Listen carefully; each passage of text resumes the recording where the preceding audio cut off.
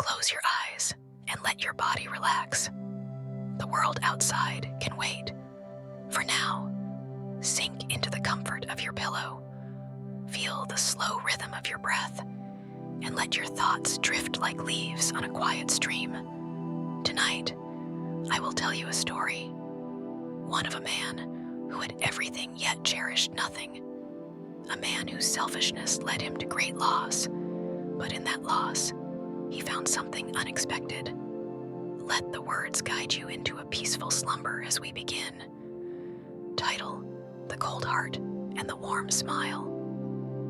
Once, in a cozy town surrounded by soft hills and a shimmering river, there lived a man named Dorian Hale. He was rich, richer than anyone could imagine. His house was like a castle, his treasure chest full of gold coins, jewels, and silks. But Dorian's heart was as cold as a snowflake that never melts. He made his money trading spices, fine fabrics, and shiny stones, but he wasn't kind or fair. He used clever tricks and selfish deals to get richer.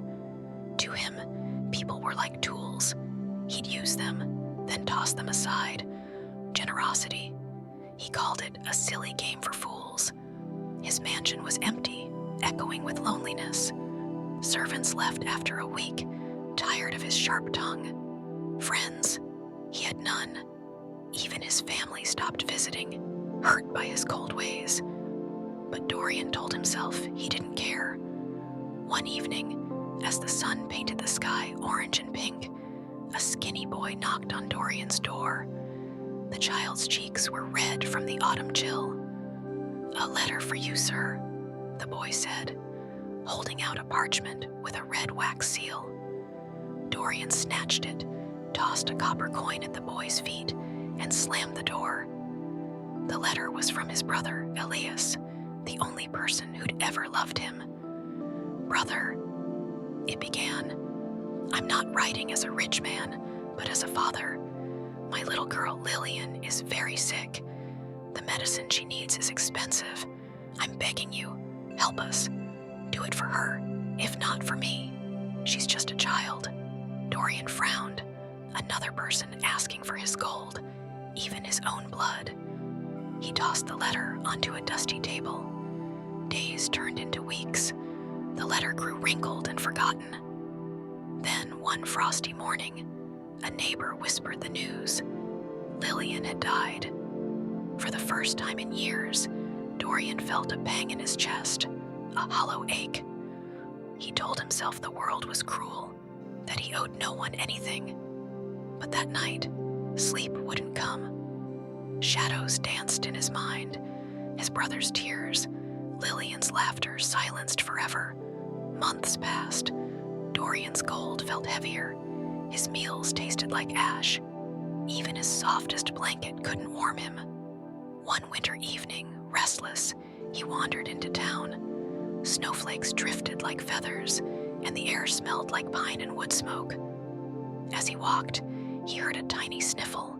A girl, no older than 6, sat on a frosty stone. Her hands were blue from cold, her breath a mist in the air. Without thinking, Dorian took off his thick fur coat, a gift from a king, and wrapped it around her. The girl looked up, her eyes wide as stars. Then she smiled, a warm, glowing smile that reminded him of Lillian. And just like that, something cracked open inside him.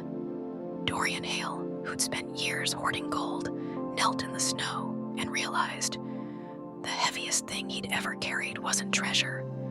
It was the love he'd never given. That night, as he walked home, the stars twinkled like 1,000 tiny lanterns.